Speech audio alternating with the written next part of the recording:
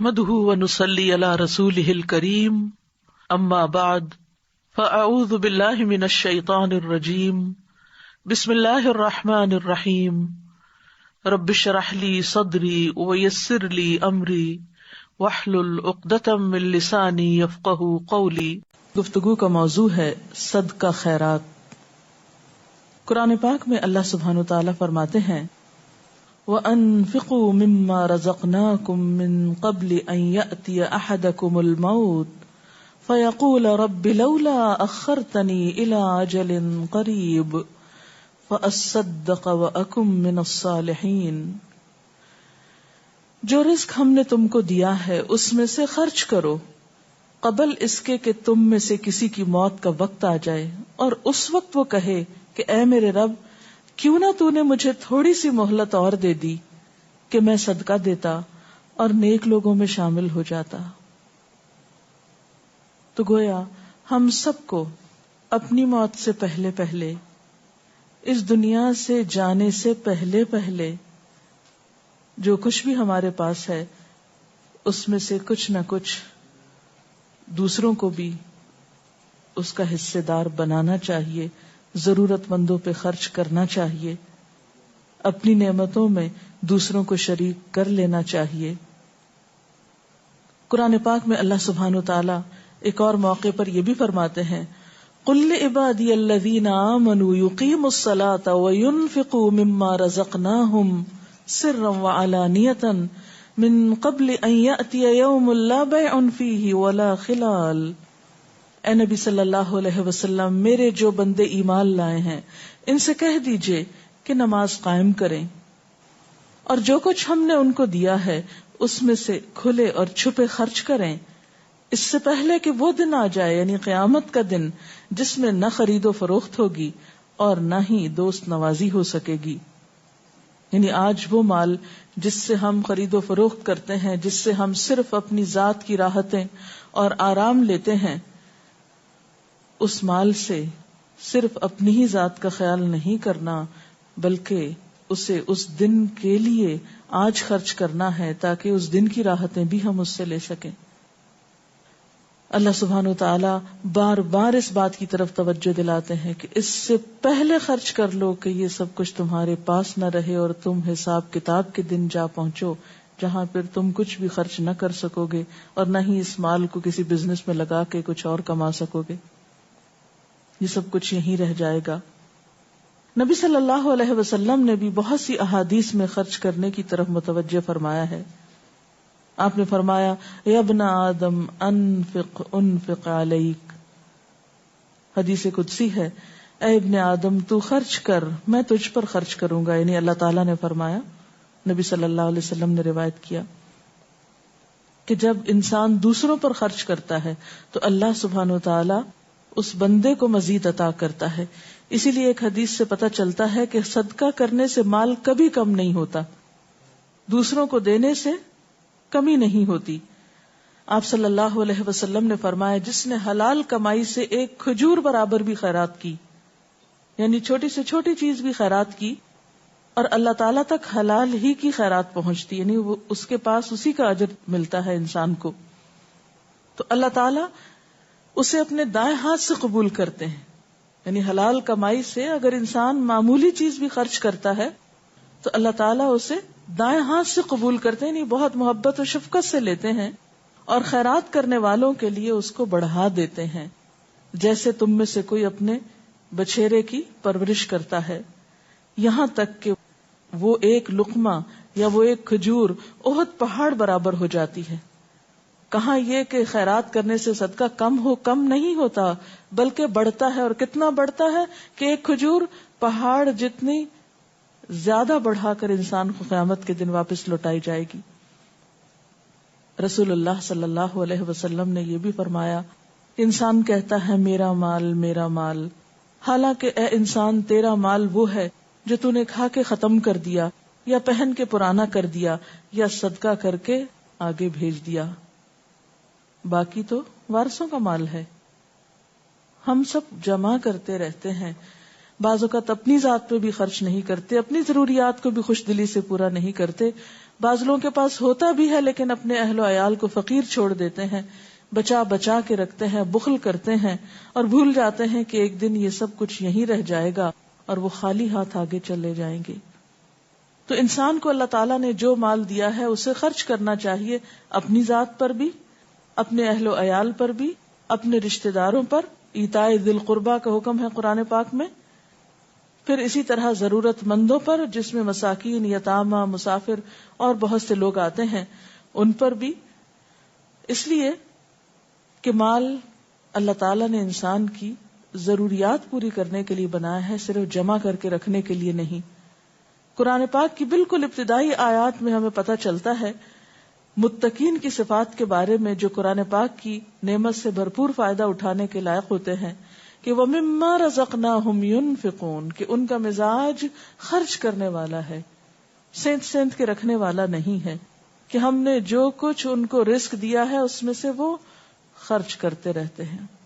آگے دیتے رہتے ہیں، کیونکہ مال کی سرکولیشن جب سوسائٹی کے اندر ہوتی ہے تو خوشحالی آتی ہے، اور اگر لوگ مال بچا بچا کے جمع کر کر کے صرف اپنے ہی خزانوں میں بھرتے رہیں اور اس سے بھی کوئی فائدہ نہ اٹھائیں تو لوگوں کی ضروریات پھر پوری نہیں ہو سکتی۔ لیکن یہ یاد رکھیے کہ مال خرچ کرنے سے پہلے کچھ ایسی شرائط کا علم ہونا ضروری ہے جو مال کے خرچ کرنے کو بہترین اجر و ثواب کا ذریعہ پھر بنا دیتی ہیں۔ سب سے پہلی بات یہ کہ اللہ کی راہ میں مال خرچ کرتے ہوئے عمدہ مال خرچ کرنا چاہیے، یعنی جس مال کو ہم اللہ کی رضا حاصل کرنے کے لیے، اللہ تعالیٰ کی محبت پانے کے لیے خرچ کرتے ہیں وہ مال عمدہ ہونا چاہیے، کیونکہ ہم کسی انسان کو نہیں دے رہے ہوتے، دراصل اللہ کو دے رہے ہوتے ہیں۔ قرآن پاک میں اللہ تعالیٰ فرماتے ہیں یا ایھا الذین آمنوا انفقوا من طیبات ما کسبتم، اے ایمان والو جو کچھ تم نے کمایا ہے اور جو کچھ ہم نے زمین سے نکالا ہے وَمِمَّا أَخْرَجْنَا لَكُم مِّنَ الْأَرْضِ، اس میں سے اچھی چیزیں اللہ کی راہ میں خرچ کرو، وَلَا تَيَمَّمُوا الْخَبِيثَ، اور ناپسندیدہ خبیث ردی چیز اللہ کی راہ میں خرچ کرنے کا ارادہ نہ کرو۔ کیوں؟ اس لیے کہ اگر ہمیں کوئی ردی چیز دے تو ہم لینا کبھی پسند نہ کریں گے، تو جو چیز ہم اپنے لیے پسند نہیں کرتے وہ دوسروں کے لیے کیسے پسند کرتے ہیں۔ رسول اللہ صلی اللہ علیہ وسلم نے فرمایا بے شک اللہ تعالیٰ پاک ہے اور وہ قبول نہیں کرتا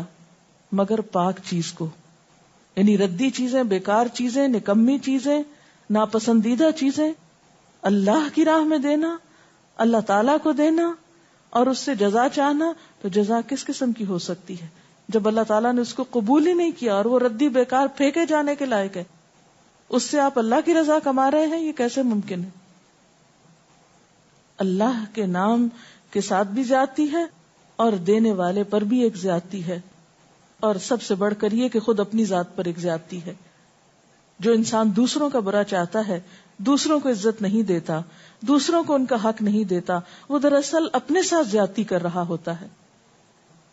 اسی طرح صدقہ کرنے کے کچھ آداب بھی ہیں، اللہ کی راہ میں خرچ کرنے کے کچھ آداب ہیں جن کا ملحوظ خاطر رکھنا بے حد ضروری ہے۔ ارشاد باری تعالیٰ ہے یا ایھا الذین آمنوا لا تبطلوا صدقاتکم بالمن والأذى کالذی ينفق مالہ رئاء الناس ولا یؤمن باللہ، اے ایمان والو اپنے صدقات کو احسان جتا کر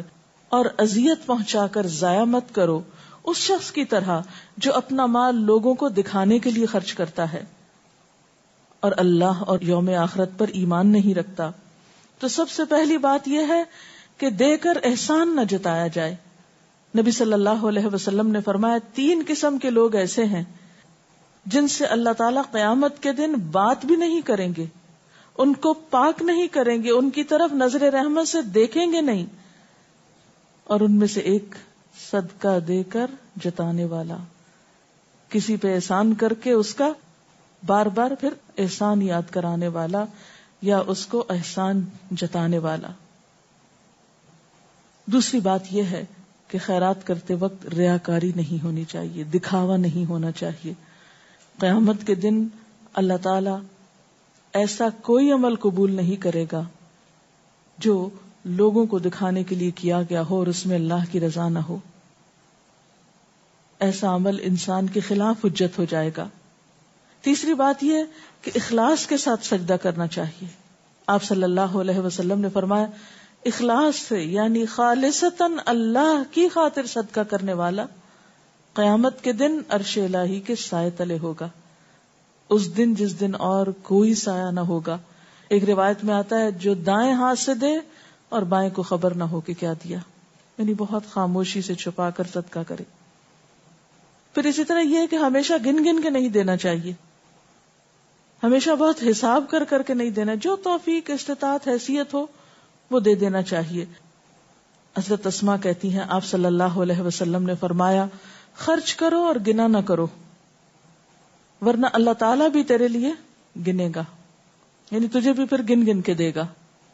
اور تو مال کو مت روک، ورنہ اللہ تعالیٰ تجھ سے مال کو روک دے گا، یعنی اگر تم دوسروں پہ خرچ نہیں کرو گے تو اللہ تعالیٰ تمہیں نہیں دے گا، اور جتنا تجھ سے دیا جا سکے وہ تم دو۔ پھر اسی طرح یہ بات بھی یاد رکھنے کے لائق ہے کہ انسان جب اللہ کی راہ میں خرچ کرے تو فقر و فاقہ سے نہ ڈرے کہ دے کر میں فقیر ہو جاؤں گا۔ قدرتی بات ہے، انسان کو تھوڑی پریشانی ہونے لگتی ہے کہ اگر میں نے اپنی چیز کسی کو دے دی تو میرا کیا بنے گا۔ تو اللہ تعالیٰ قرآن پاک میں فرماتے ہیں الشیطان یعدکم الفقر، شیطان تمہیں فقر و فاقہ کا خوف دلاتا ہے کہ تم فقیر ہو جاؤ گے، محتاج ہو جاؤ گے، کسی کو دینے کے بعد تمہارے پاس کچھ نہیں رہے گا۔ حالانکہ اللہ تعالیٰ کے خزانے بہت وسیع ہیں، جس نے کل دیا وہ آج بھی دے سکتا ہے۔ آپ صلی اللہ علیہ وسلم نے فرمایا صدقہ کرنے سے مال کم نہیں ہوتا بلکہ اس میں برکت ہوتی ہے، مال بڑھتا ہے، اور کسی کے قصور کو معاف کر دینے سے اللہ عزت بڑھاتا ہے، اور جو کوئی تواضع اختیار کرتا ہے اللہ اس کو بلندی عطا کرتا ہے۔ اسی طرح پسندیدہ صدقہ کیا ہے کہ انسان صحت اور تندرستی کی حالت میں خرچ کرے۔ عموماً انسان پہ جب کوئی مصیبت آتی ہے، خدا نخواستہ کوئی بیماری آ جاتی ہے، کوئی پریشانی آتی ہے، یا کوئی برا خواب آ جاتا ہے لوگوں کو بعض اوقات، تو اس وقت صدقہ کرنے کا اہتمام کرتے ہیں، لیکن عام حالات میں جب سب کچھ نارمل ٹھیک چل رہا ہوتا ہے تو عموماً انسان بخل کرنے لگتا ہے۔ ایسے میں تو پھر مجبوراً صدقہ کرنا ہوتا ہے نا، جب کوئی پریشانی آ جائے اس مصیبت کو ہٹانے کے لیے ایک طریقے کے طور پر ایک بندہ مومن صرف مخصوص اوقات میں صدقہ نہیں کرتا بلکہ ہر حال میں صدقہ کرتا رہتا ہے، اچھے حال ہو یا برے حال ہو، خوشحالی ہو یا تنگ دستی ہو۔ ایک آدمی نے ایک دفعہ آپ صلی اللہ علیہ وسلم سے سوال کیا کہ کون سا صدقہ افضل ہے؟ تو آپ نے فرمایا جو صدقہ تو تندرستی کی حالت میں دے، جبکہ تو حرص رکھتا ہے، فقر و فاقہ سے ڈرتا ہے اور دولت کی طمع رکھتا ہے، لہذا صدقہ کرنے میں جلدی کرو، یہ نہ ہو کہ جان لبوں پہ آ جائے اور تم کہنے لگو کہ اتنا فلاں کو دے دو، اتنا فلاں کو دے دو، حالانکہ اس وقت مال اس کا نہیں بلکہ اس کے وارثوں کا ہو چکا۔ یعنی مرتے وقت تو انسان کا مال مختلف لوگ لے جائیں گے، اب وہ کہے یا نہ کہے اب اس کو تو فائدہ نہیں ہے اس سے۔ آپ صلی اللہ علیہ وسلم نے یہ بھی فرمایا آدمی کا اپنی زندگی میں 1 درہم خرچ کرنا موت کے وقت 100 درہم خرچ کرنے سے زیادہ بہتر ہے۔ یعنی جب انسان کے اوپر موت کا خوف ہو کہ اب تو میں مر ہی جاؤں گا تو جلدی جلدی صدقہ کر لو، تو اس وقت 100 کرنے کا بھی ثواب اتنا نہیں جتنا عام حالات میں اچھے دنوں میں 1 درہم خرچ کرنے کا ہے۔